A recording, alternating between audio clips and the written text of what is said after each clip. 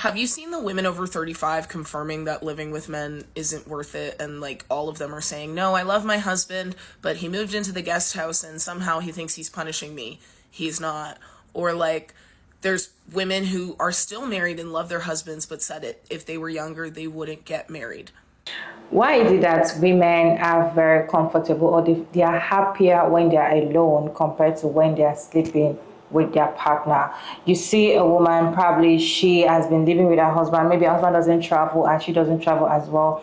They might be married for 5, 6, 7 years, maybe just a few weeks that they were just apart, or maybe the woman just decides to stay alone in a particular space, and ask them how was it sleeping alone. They be like they slept better, there was nobody snoring beside them, there was no disturbance. Yeah, they feel peaceful and happier. Why does it happen that way? Because when it comes to marriage, you have to stay with your partner in the house, unless you just want to, be at your space and I be at my space. But the normal way society paints marriage is you have to be under the same roof, in fact in the same bedroom with your partner. So when women have that little space to stay apart from their partner, they have this peace of mind. Why does it happen that way? I have this video to share with you all. Let me really skip for you all to watch to the end, and I'll share my thoughts at the end of the video. Have you seen the women over 35 confirming that living with men isn't worth it? And like all of them are saying, no, I love my husband, but he moved into the guest house and somehow he thinks he's punishing me. He's not. Or like there's women who are still married and love their husbands, but said it if they were younger, they wouldn't get married again if they could choose, if they could go back. I've seen videos about it. I've seen TikToks about it. Girls Gotta Eat podcast just did an interview with a researcher of like sleep habits of people in relationships and what they prefer. And they were saying that women often get better sleep alone because they're more easily distracted, like when people come into the room. And a lot of people do prefer sleeping in separate bedrooms or separate houses. Like living separately actually benefits particularly women more. And like we've seen the studies talking about how men benefit more from marriage. Women tend to live longer and be happier when they're single. But now to be hearing and seeing these women on TikTok and hearing the research on podcasts of like women who are married still and love their husbands, but are like, yeah, no, I think it's set up for men. I think his life is better. I think I've been drained. And so this new landscape, paradigm, and information regarding how women feel right now in their socioeconomic place that is a newer place. I'm wondering what like the younger generation, what they think of relationships and marriage, because I've heard a little bit of like some of them aren't really into marriage. Some of them maybe. I'm wondering if they have that archetype in their head the way that I know my generation still does have that, because we grew up watching certain kinds of movies, certain kinds of TV shows. Like that was really, really there. And we didn't have TikTok, and we didn't have women being honest to our face. We had what our teachers told us and what people posted on Instagram with their boyfriends. And a lot of people that I went to school with or grew up with are maybe married, maybe engaged, maybe have a house, maybe they are more traditional in their lifestyle. But I'm wondering like this next generation, how they're seeing relationships, and if it is more modern and if it is different, because they have so much more access to women saying, no, if I could go back, I would choose different. And that's crazy. Even like the interviews on the street of like the older ladies who are like so happy and they're like, what's your secret? And they're like, stay single and have a glass of wine every day, or whatever that lady said, who's like 102. Anyways. Hey beautiful people, how are you doing today? It's your girl Maria Davis, and thank you all so much for tuning in another interesting video. I totally agree, because the way it is now, the way TikTok is, if I was in this generation, maybe I was still growing, I was still young, very, very young girl. I don't think I'll ever get married. I don't think I want to even be in a relationship. I'm going to be child free.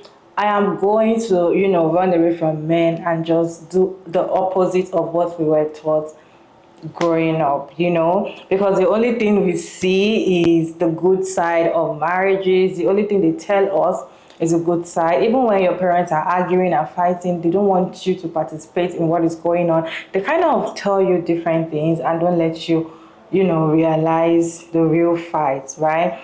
And it's just few children that actually experience, maybe this first child or maybe the second child will experience parents fights, physical fights, or when the mom or when the dad is beating the mom.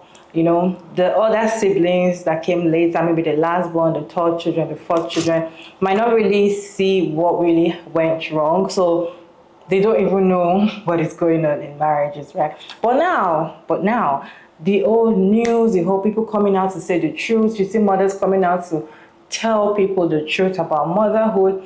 You see marriages, people coming out to tell you exactly what is going on. And a lot of people in the comment section are like, exactly what is going on with me, exactly what I faced yesterday, this is exactly what I faced 2 years ago. Like, everybody can relate. And women are like, oh, this is just a scam. This is not really was not even anything close to happily ever after situation. It was just a lie that was sold to us. And all of those things. I have a reaction to share with you. Let me roll this reaction for you to watch the end, and I'll share my thoughts at the end of the video. But then I'd like to know your own thoughts about the video down in the comment section, respectfully. Have you seen the women over 35 confirming that living with men isn't worth it and like all? Go back and watch that creator. No, it's 100% true. Like, don't get me wrong, I'm married. I love my husband. But also, if younger me could know, I literally would have went straight for a long-term commitment versus marriage. Here's why. Fundamentally speaking, marriage actually was built, even in the tax code, to benefit men. For a very long time, all the way up until the 1970s, women were viewed as property. So the more property that a man had, even to this day, because they never changed the tax code, the more he benefited from taxes. That's why even having your spouse, if you're a woman, under your tax code, you end up paying all his taxes, but you don't really get taxes back for him because he's the one who's supposed to be a provider. Forget getting 2 FHA loans, your property. I've been married twice. The first time it really hit me was when I had to turn in my old Social Security card that had my maiden name on it, and the guy just ripped it up. He just ripped it up in front of me, and then gave me a piece of paper and was like, here, wait for the mail to come so that way you have a brand new Social Security card with your brand new name on it because you were married. Honestly, it felt like a part of me died that day. I never felt more like a object than I did in that first marriage. Honestly, I'm so glad I left that first marriage. There was nothing there. All of it. The kids were his. I was his property, and it sucked. And fun fact, this person even went as far as to go ahead and talk to his ex while he and I were still married, talking about how he was going to buy a house in Virginia so that way she can go and see him while he was in AIT. Not all soldiers are shit, but that one in particular. Oh, I'm sorry, wait, he didn't even pass AIT. What am I saying, soldier? Anyway, petty digs aside. Marriage, if I could have done it all over again, and I did it twice. The first time that I did it, I figured, that must be the guy. And I got married pretty young. Like, 20 is a young age to get married. Then I got married again at 24 or 25. And now that I'm getting older, I'm realizing, no, tax code alone, your property. Let's not even talking about the emotional baggage that comes with being married. You see, because the thing is that as a woman, historically, you leave the home of your mother and father. You leave all your family and friends. Hell, getting a chance to see your family and friends is damn near impossible when you're married because you have children. And I know what everybody's going to say, oh, but it's always hard when you have children. Actually, no, because I have experience as a single mother. And let me tell you this, having the freedom to take my kids and raise them however I so choose was fucking a wonderful experience.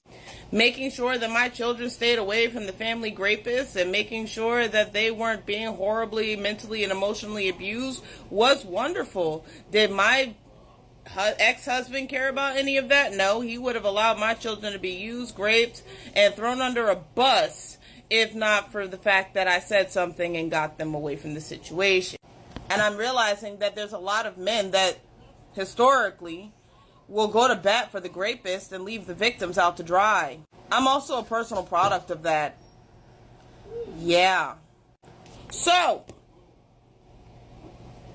marriage in and of itself is really, like, I believe in lavender marriages where it's completely contractual. That's fine. Especially if you have, say, let's say a broke gay friend and you happen to be of the heterosexual female type. Oh yeah, of course, you two go ahead and get your money. No one's going to sit there and build your ego up more than your gay best friend. And what about abortion and pregnancy? Guess what? You don't have to worry about that. Your gay best friend already has the cabinet stocked with plan Bs. You want to go off and be a flight attendant? Cool, boo. Just pay your half of the mortgage. Like, come on. I'm all for the lavender marriage. It's very contractual. You both have your own separate bedrooms. You both have your own separate lives. And you're not obligated to actually, be in love with your gay best friend more than just, like, I love you because you like the brother I never had.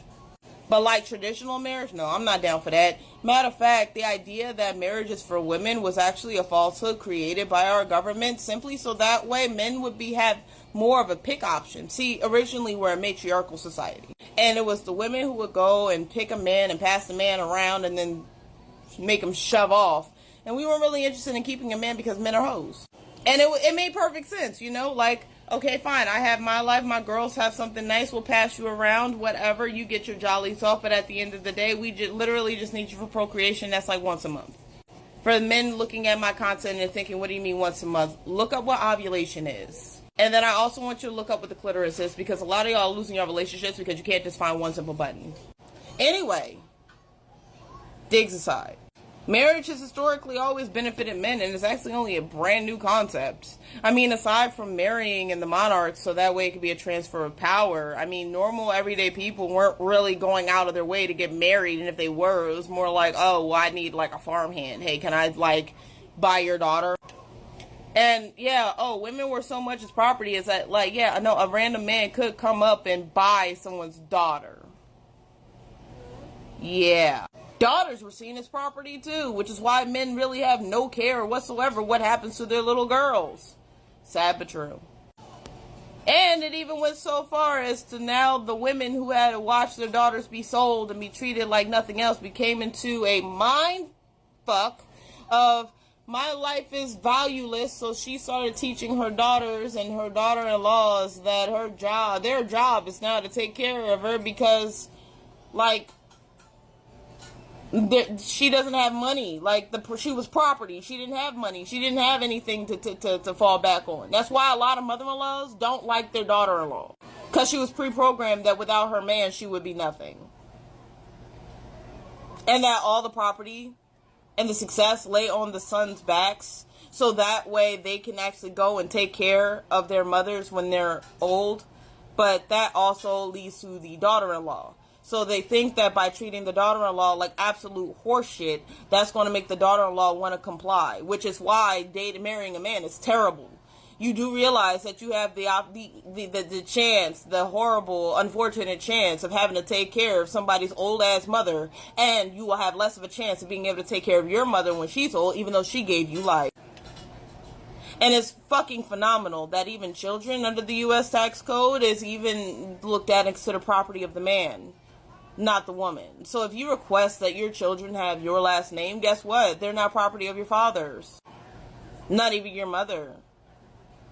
Crazy, I know. There are some indigenous tribes that still believe in the matriarchy, and it works just fine. I mean, the men don't have to worry about being, like, tied down to one person, and so they're able to freely practice monogamy, whereas the women are very free to live their lives very happily, being able to give resources to their children. And women's societal conglomerate usually happens with, okay, I'm going to take care of the kids, I'm going to go work, I'm going to go do this, and I'm going to go do that. And then we all come together, make sure the children are okay, schools are opened up, and everybody has food in the house. If you bring a man into any one of these situations, they automatically will think about what's mine. And in their mind is anything that they touch is theirs. They're a very selfish breed. In reality, look at it. The dynamics of women being able to even keep up with their social groups or having friends becomes null and void the nanosecond they become married. And there's a lot of women who are like, well, yeah, I had a friend until she had a relationship. That's because the man that she's with even if he's a good guy or a bad guy, right, Mr. Right or Mr. Wrong, he's inherently selfish. Everything here is designed for his benefit. I mean, why would you want her to be around people who support her, and the nanosecond that you messed up, her support group is going to try to kick you out, as we have been biologically programmed since the dawn of time. That's one of the reasons why you'll find a lot of men who say, hey, I don't like your friend because she's always talking about how I ain't shit. Well, maybe you are shit. Maybe you're not shit at all. And maybe my friend loves me more than I love myself right now. And so she's just trying to warn me that you're a terrible human being. And I'm not seeing it because I'm fucking you. You want to be real? Let's get real. At the end of the day, marriage is nothing more than a ploy for men to try to dangle something in front of you to make you want it, because the one way to make somebody want something that they probably wouldn't want or desire once they had it is to tell them that they can't have it. And honestly, that's exactly like a narcissist, only it's a societal narcissist. It is an allegory of all societal narcissists. And unfortunately, even the good guys are societal narcissists. I wish I was kidding, but unfortunately, it's just learned behavior that came from both their parents, and also the fact that society values women to this day so little that they're allowed to still get away with it. So the idea of marriage being dangled in front of you like a carrot, yeah, don't fall for it. Don't fall for it. Marriage is only there to benefit them. The men are telling on themselves. Let them rot. Let the bloodline die out. I don't care. Live your life. Do what you want. But massages are way less expensive and way more calming than ever being with a man was. Just my thoughts. Everything that she said in that video, I don't think there's any lie. I don't think there's any lie in everything she said in that video. I totally agree with her. Totally. In fact, I feel like she has said everything. Everything. What is your take on today's video? Let me know your thoughts down in the comment section. Respectfully, as always. If marriages were like this, okay, we're married, maybe like a lavender marriage, we are just truthful to each other. We are here for transaction and we don't have to stay in the same room. If we want to stay in the same house, maybe we are trying to cut costs. We don't have to sleep in the same room. If I don't want to stay in the same room with you, it's fine. It's no fight. If I want to do this, it's like we are not in this traditional marriage thing. I feel like marriage will last longer because the fact that you have to stay in the same room with your partner, most people cannot sleep with the lights off or cannot sleep with the lights on, or they must see a light before they sleep. Let's talk about snoring. Women, I feel like most women need concentration before they can sleep. That is why you see some kids, they'll be like, oh, you're just talking to a man on the bed, and be like, are you sleeping? The next second is sleeping. It can't happen to a woman unless she's very tired or she's on medication. If she's just on her own without any of that, she cannot just sleep like that. She will have to process the sleep. So when you're sleeping next to somebody that snores all the time, you can sleep well. You won't be able to sleep well. And those are the reasons whereby when women finally stay alone, they are happier. When it comes to cleaning, most men are not organized, they're very disorganized. When they put something here, they don't meet it there, they'll just scatter it, or they don't know how to clean up after themselves in the toilet. When you're the only one using your own toilet, it's clean. You have peace of mind. When it comes to food in the kitchen, you cook what you can eat, you cook what you want to eat, right?